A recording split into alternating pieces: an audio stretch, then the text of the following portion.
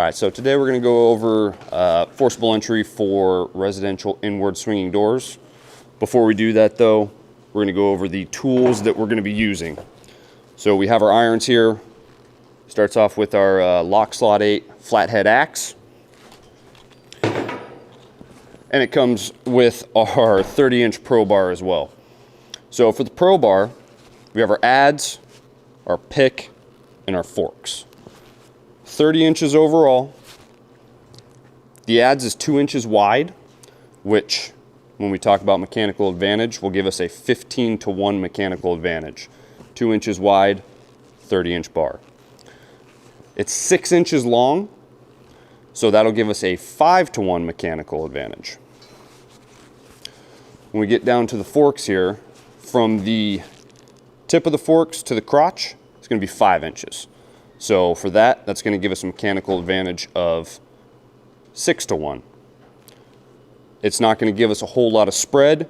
When we use bevel to door, it's going to give us about a 1-inch spread. And when you flip it around and go bevel to jamb, it's going to give us about a 1/2-inch spread. Okay, so it's good to have a process. So every time you go up to a door, you should have a process of how you're going to use the tool. That way when you get up there, you're not twirling it like a baton. So every time, my plan A is going to be to start with the adze. I try and use my highest mechanical advantage to get a purchase point in the door there, and if possible to get that full 2 inches of spread and force the door. So what that's going to look like, you're going to come up to the door and you're going to start wherever the door's got a little bit of give, probably a little bit further away from the lock set, so that may be down low. If that's the case, then I'm going to start down low and start working my way up till I can get closer to where that lock set is. Once I get to where that lock set is, I can then start to force that door and get that full 2 inches of spread if possible here. Okay. So when we're doing this, we want to make sure that you're using the full length of the tool, because otherwise you're not gaining your entire mechanical advantage if you're only using half of it. So you need to make sure that you're out here using the entire tool. So once I've got that 2 inches of spread, if that hasn't forced the door, there's a couple different ways I can go about this.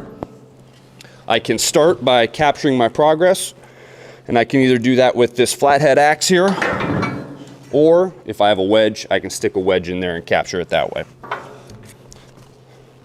If I want, if the door is not quite forced enough, I can go bevel to jamb like we talked about, and I can either have my partner or myself hit in here and force this to get around the door.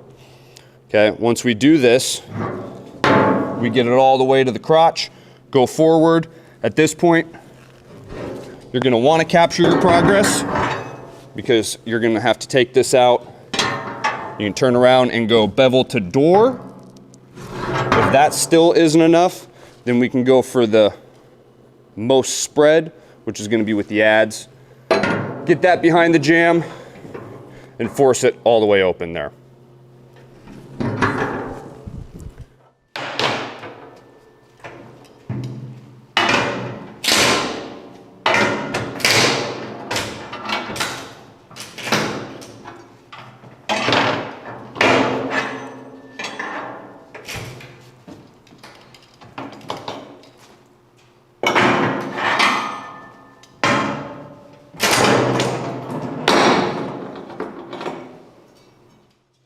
Okay, so now we're going to talk about an outward swinging door here.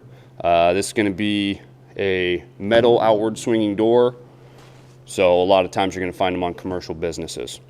The process you should still have, but is going to be a little bit different than your inward swinging door. So we're going to come up to the door, and we're going to start, again, with our adze. We're going to put this right here, and then we'll end up driving this in until we get 2 inches in to the door jamb here. All of our Halligans are marked with a 2-inch mark on them that lets you know that you have made it into the jamb. We want to make sure that we don't go further than that, or we're going to start skinning the jamb, and it's going to be really difficult for us to get in and around that to force the door. So once we get in there, we're gonna do what we call crushing. So we'll get in and then you start working the tool up and down to start crushing the door.